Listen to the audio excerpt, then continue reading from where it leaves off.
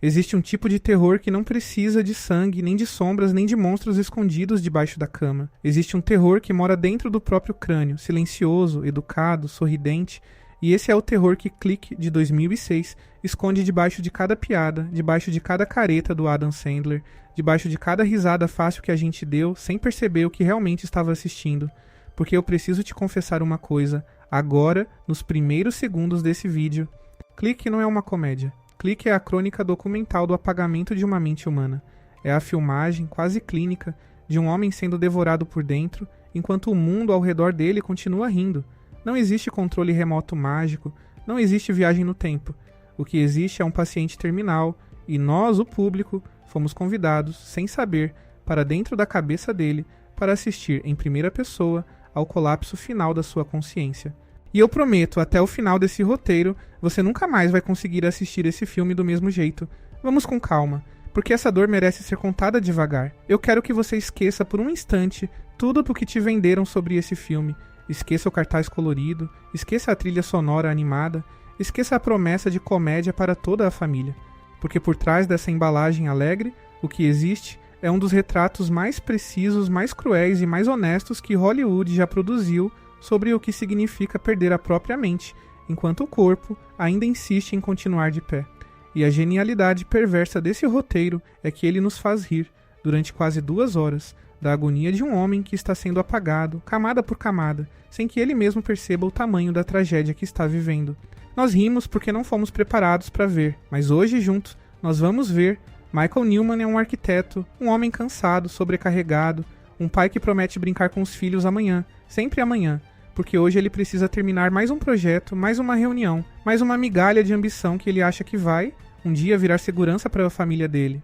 E é nesse estado de exaustão, de corpo fraco e mente ainda mais frágil, que ele entra numa loja Bed Bath & Beyond, às 3 da manhã, procurando um controle remoto universal. Só que a loja, aquela loja específica, tem uma seção que ninguém mais consegue ver. E é ali, entre prateleiras que parecem não pertencer a esse plano da realidade, que ele encontra Morte. Eu preciso que você preste atenção nesse nome, Morte. Porque os roteiristas, consciente ou inconscientemente, plantaram ali uma pista que a maioria das pessoas nunca parou para decifrar. Mort vem de mortem, a palavra latina para morte. E não é coincidência que esse homem, de cabelos brancos, pele acinzentada, movimentos estranhamente lentos e olhos que carregam um cansaço que não é desse mundo, apareça bem no momento em que o corpo de Michael começa a falhar. Ele não vendeu um controle remoto. Ele entregou um diagnóstico. Pensa comigo, quantas vezes na vida real uma pessoa recebe a notícia de uma doença terminal de um jeito banal, quase burocrático.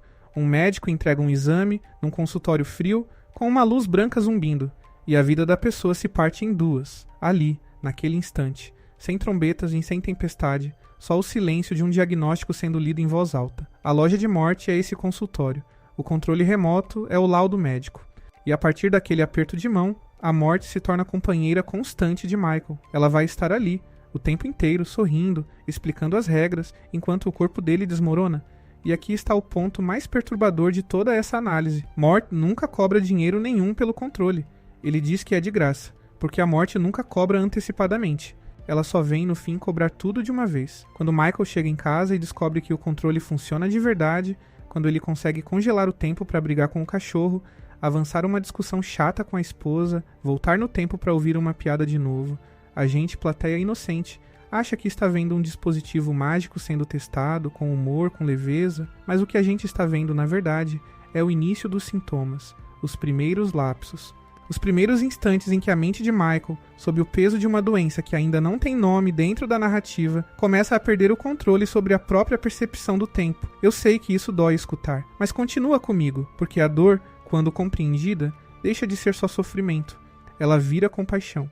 E compaixão, no fim das contas, é a única coisa que consegue tornar suportável olhar de frente para um sofrimento desse tamanho, sem desviar o olhar, sem fugir para a próxima piada, sem se esconder atrás do conforto fácil de achar que aquilo é só ficção, só exagero de roteiro de comédias mubo-americana. A partir da primeira vez que Michael avança no tempo sem querer, o filme entra na sua fase mais aterrorizante. E é exatamente aí que a maioria das pessoas ri mais alto, sem perceber que estão rindo da deterioração de um sistema nervoso central. Vamos falar sobre o que realmente é um salto no tempo dentro dessa história, porque clinicamente, o que Clique está descrevendo, cena após cena, é uma sequência de blackouts neurológicos, apagões severos de consciência, nos quais a pessoa continua funcionando fisicamente, andando, falando, dirigindo, mas a memória simplesmente para de gravar. É um fenômeno real, documentado, terrível, que acontece em quadros avançados de certas demências, de tumores localizados em áreas específicas do cérebro, de epilepsias severas com automatismo e também de forma mais silenciosa e devastadora em processos avançados de Alzheimer precoce. O corpo continua de pé, mas a pessoa, a consciência, o eu, que sente e lembra, já não está mais lá dentro. Michael volta para a realidade e o cachorro está mais velho. Ele estranha, ri, acha engraçado. Nossa, cresceu rápido. Mas pensa comigo, com toda a seriedade que essa cena exige, quanto tempo precisa passar para um animal de estimação envelhecer visivelmente sem que o dono perceba nada do que aconteceu no meio do caminho? Não são minutos, não são semanas. Estamos falando de meses inteiros, de uma vida inteira acontecendo, sem testemunha, sem lembrança, sem consciência. E o pior não é isso. O pior é o motivo pelo qual ele não percebe.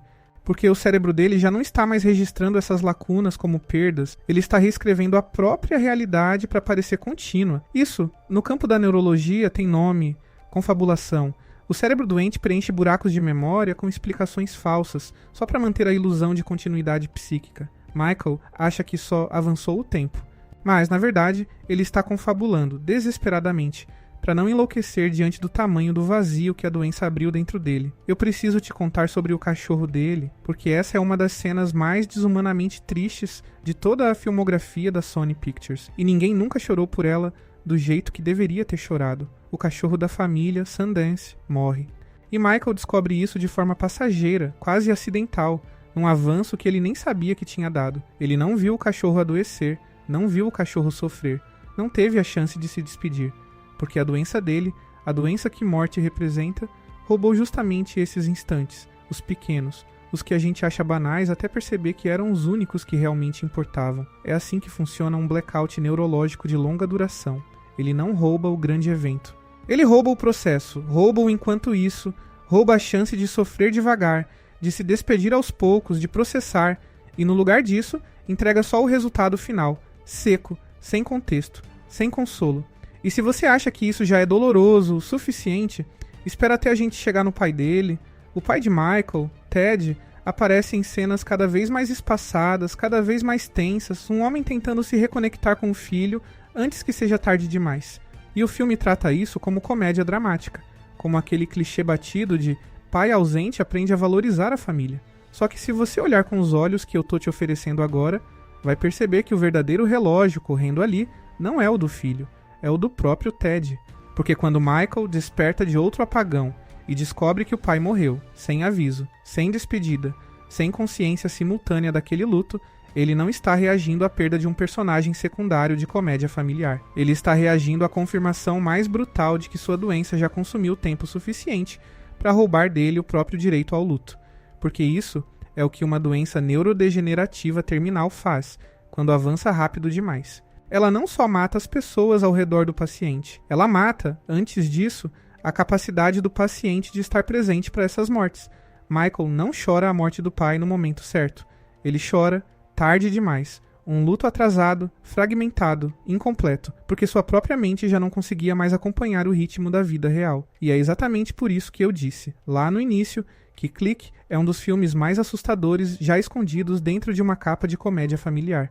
Porque o terror aqui não é sobrenatural, é biológico, é médico, é aquilo que qualquer pessoa que já cuidou de um familiar com demência avançada reconhece, com o coração apertado, cena após cena. Agora eu quero que você pense na esposa dele, Donna, porque o divórcio dela com Michael, dentro dessa nova leitura, deixa de ser motivo de piada imediatamente e vira o retrato mais preciso possível do que a literatura médica chama de morte psicossocial precoce. É quando um paciente, ainda vivo fisicamente, já começa a perder os vínculos afetivos da sua vida, porque a doença o torna cada vez mais ausente, cada vez mais estranho, cada vez mais irreconhecível para as pessoas que mais o amam. Donna não abandona Michael por futilidade. Ela se afasta porque, para ela, o homem com quem ela se casou já não existe mais presente ali, mesmo que o corpo dele continue sentado à mesa de jantar. Ela está fazendo, sem saber o nome disso, aquilo que psicólogos chamam de luto antecipatório. O processo de começar a se despedir de alguém que ainda respira, mas que já não está mais totalmente ali. E existe um detalhe pequeno, quase invisível, que confirma tudo isso. Repara na primeira aparição de Morty dentro da loja. A iluminação muda, o som do mundo ao redor abafa, como se alguém tivesse colocado um vidro grosso entre Michael e a realidade. Isso, no cinema, é uma linguagem visual muito específica, usada historicamente para representar o momento em que uma personagem recebe uma notícia que vai mudar sua vida para sempre. É o mesmo recurso usado em incontáveis dramas médicos, quando o protagonista escuta, pela primeira vez, uma palavra que ele vai carregar até o fim. Câncer, tumor, irreversível. O filme nunca diz essas palavras em voz alta, porque ele não pode, porque ele precisa continuar vestido de comédia. Mas a linguagem do cinema, essa sim, não mente. E tem outro detalhe que sempre me perturbou, desde a primeira vez que assisti esse filme com esses olhos.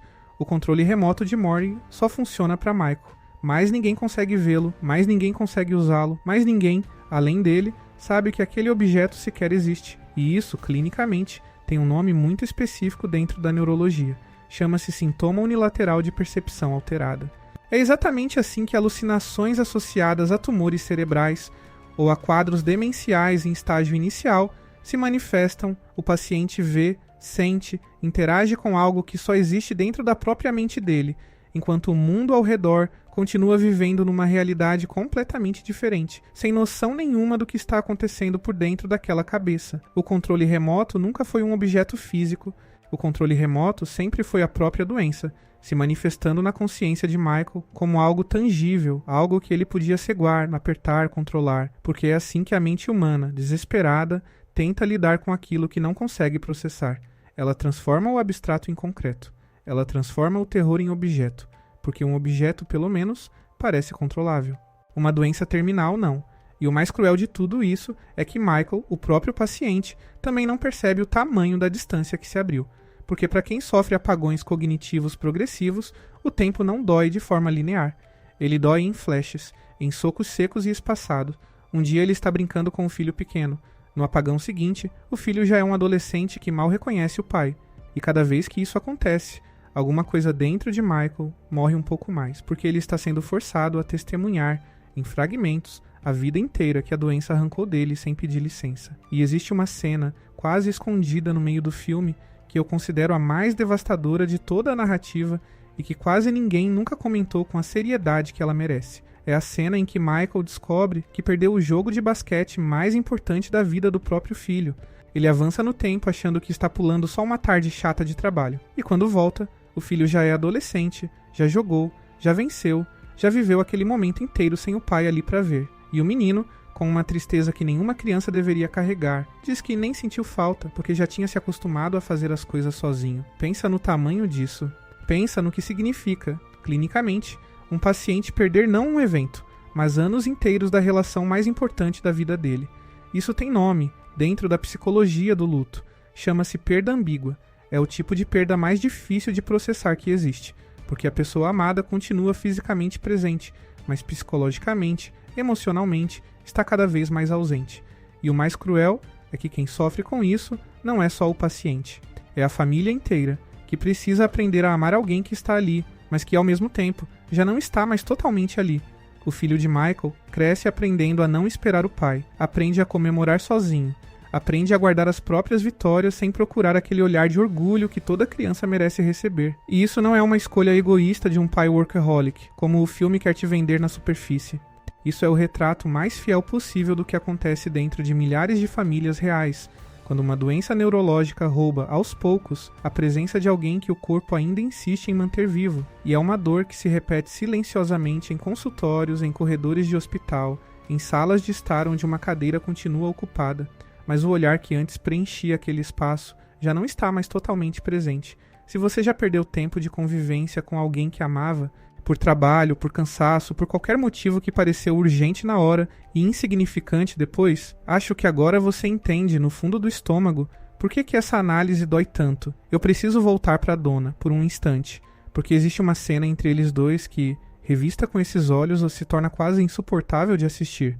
É a cena em que ela confronta Michael, dizendo que ele está sempre ali, mas nunca presente, que o corpo dele senta na mesa, mas a cabeça dele está em outro lugar, sempre em outro lugar. E Michael, genuinamente confuso, sem entender do que ela está falando, tenta se defender dizendo que sempre esteve ali com ela, e os dois, nesse momento, estão descrevendo duas realidades completamente diferentes, porque um deles está vivendo a vida normalmente, e o outro está vivendo apenas os fragmentos que a doença permite que ele retenha. Esse tipo de desencontro tem um nome dentro da literatura sobre cuidadores de pacientes neurológicos. Chama-se dissonância de realidade compartilhada. É quando duas pessoas que dividem o mesmo teto, a mesma cama, a mesma vida, começam a viver, na prática, em linhas do tempo diferentes, porque uma delas está perdendo pedaços inteiros da experiência compartilhada, sem sequer perceber que está perdendo.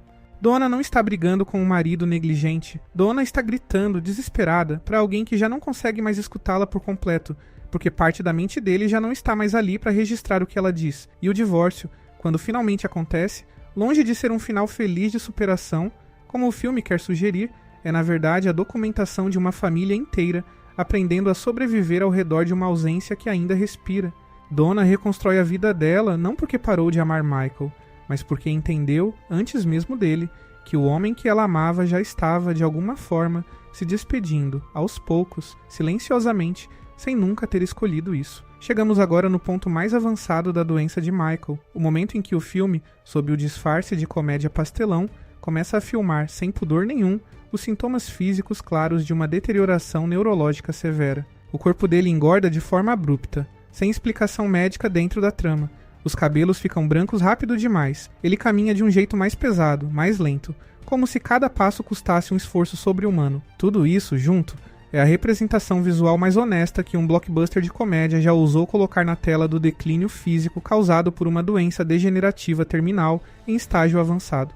Repara também num detalhe que a maioria das pessoas descarta como só efeito cômico de maquiagem. A velocidade absurda do envelhecimento de Michael.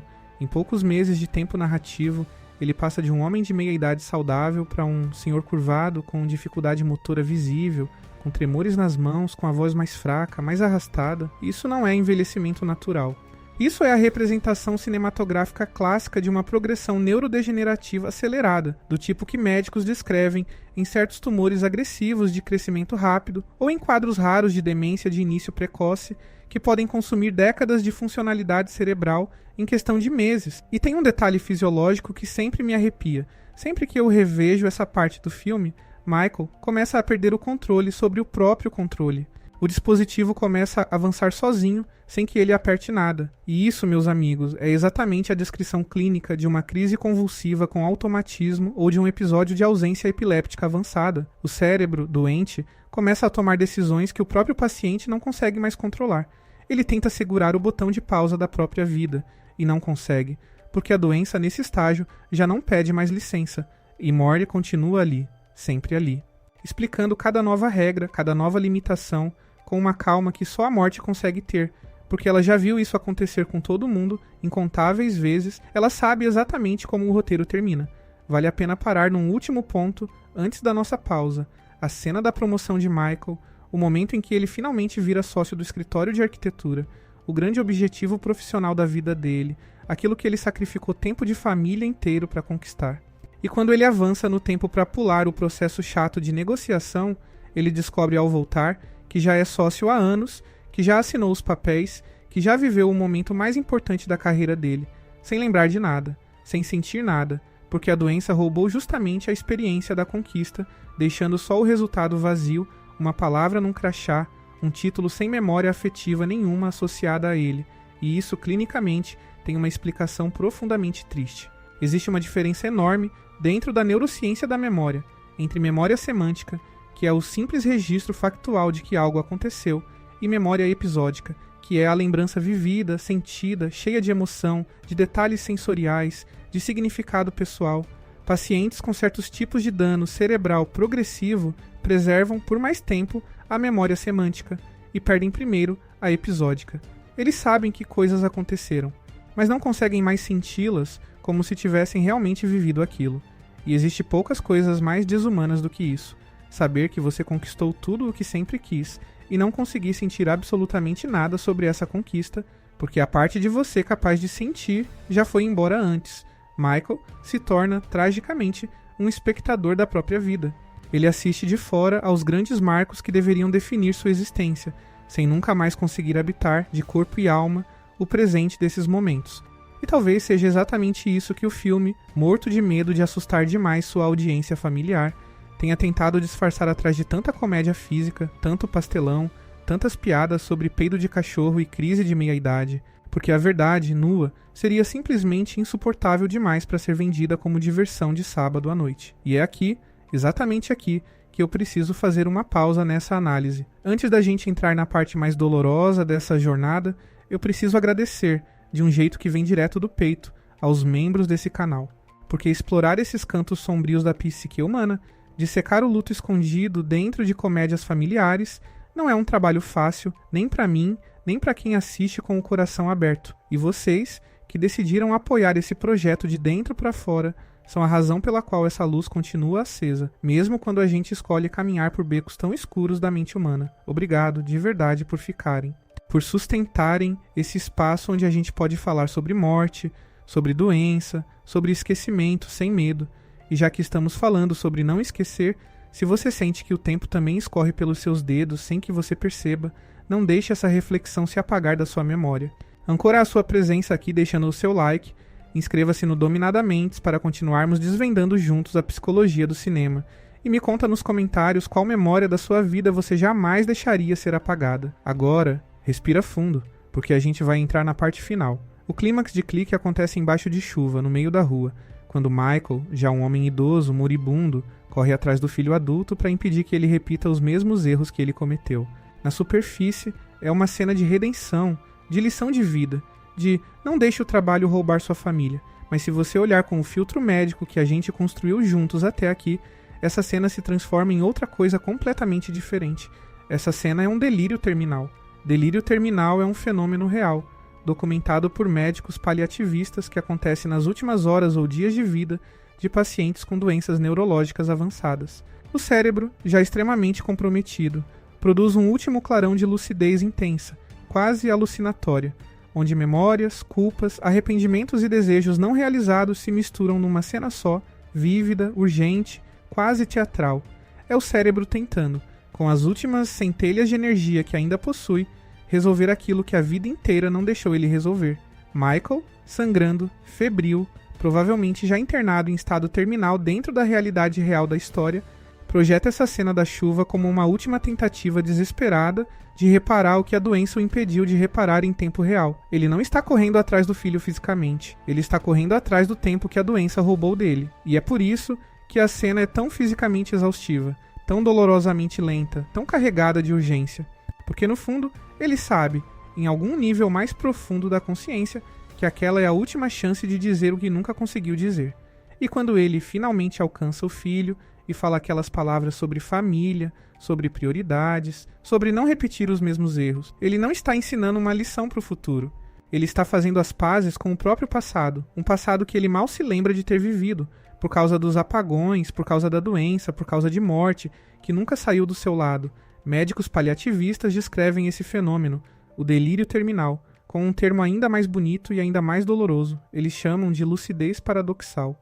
É quando, nas horas finais de vida, mesmo pacientes profundamente comprometidos por doenças neurodegenerativas avançadas que já não reconheciam mais rostos, que já não formavam mais frases inteiras, de repente voltam, por minutos, por vezes, até por horas, a falar com clareza impressionante, a reconhecer entes queridos, a expressar desejos e despedidas com uma coerência que parecia impossível momentos antes. Ninguém sabe explicar cientificamente, com total certeza, por que isso acontece. Existem teorias sobre picos finais de atividade elétrica cerebral, sobre reorganizações neuroquímicas de última hora, mas a verdade é que continua sendo um dos mistérios mais bonitos e mais tristes da medicina. E é exatamente isso que a cena da chuva representa. Não é magia, não é sonho, não é segunda chance sobrenatural. É a lucidez paradoxal de Michael, seu último presente, sua última oportunidade de dizer, com clareza total, tudo aquilo que a doença o impediu de dizer durante anos de apagões, de ausências, de fragmentos perdidos. É o cérebro dele, moribundo, reunindo suas últimas forças para garantir que o filho escute, pelo menos uma vez, com todas as palavras certas, o quanto ele foi amado, mesmo que de longe, mesmo que mal presente, mesmo que tarde demais. E é exatamente nesse instante que Michael morre. O filme suaviza isso para você, com um final, e se fosse tudo um sonho, uma visão, uma segunda chance. E eu entendo porque precisavam fazer isso, porque o público de uma comédia família não estava pronto para engolir a verdade nua e crua de que estava assistindo o tempo inteiro a um homem apodrecendo numa cama de hospital enquanto sua mente reconstruía, em fragmentos desesperados, os pedaços de uma vida que ele não teve tempo de viver por completo. Mas eu acredito que você, que chegou até aqui, está pronto para essa verdade. Michael Newman não ganhou uma segunda chance mágica. Michael Newman morreu sozinho, tendo perdido, por causa de uma doença cruel e silenciosa, os momentos mais importantes da própria existência. O cachorro que ele não viu envelhecer. O pai que ele não conseguiu velar direito. O casamento que desmoronou enquanto ele estava ausente, mesmo presente. A infância dos próprios filhos que passou diante dos seus olhos em flashes que a doença não deixou ele guardar. E a morte, ficou o tempo inteiro ao lado dele. Não como vilão, não como monstro, mas como testemunha silenciosa, paciente, quase gentil, de um processo que todos nós, no fundo, mais cedo ou mais tarde, vamos ter que atravessar de alguma forma. E existe ainda um último detalhe, o mais sutil de todos, que eu guardei justamente para o final dessa análise, quando Michael, já na cama, cercado pela família, finalmente destrói o controle remoto, jogando ele fora, gritando que não quer mais aquele piloto automático na sua vida. Esse gesto, dentro da nossa leitura, não é um ato de rebeldia contra a tecnologia. É o último ato de vontade consciente de um homem que está tentando, com as últimas forças que sua mente doente ainda possui, recusar a própria doença. É a tentativa desesperada de reconquistar o controle sobre uma consciência que já não lhe pertence mais por completo.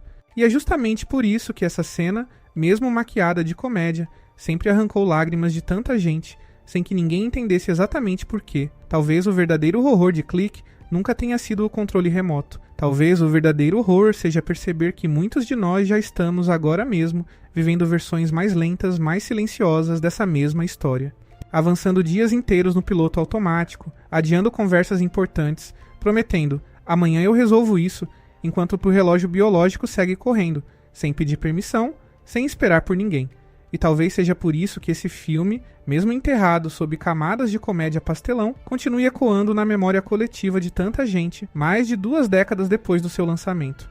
Porque no fundo, muito no fundo, uma parte de nós sempre soube que estava assistindo a algo mais triste do que uma comédia deveria ser. Uma parte de nós sempre sentiu o peso escondido atrás de cada piada, atrás de cada salto no tempo, atrás de cada risada nervosa, tentando disfarçar o tamanho da tragédia que aquele personagem estava vivendo. E se você chegou até aqui, até essas últimas palavras, eu acho que já não precisa mais de nenhuma outra explicação sobre por que esse filme, décadas depois, ainda dói de um jeito que ninguém consegue nomear direito. Porque no fundo, a gente sempre soube, só precisava de alguém disposto a dizer em voz alta se essa análise te atingiu de algum jeito, se você sentiu o peso dessa verdade no peito. Talvez seja a hora de rever suas próprias prioridades, antes que a vida decida apertar o próprio botão de avançar sem te consultar. Deixe seu like se essa verdade dolorosa te atingiu e confirme sua inscrição para nunca perder a consciência do que realmente importa.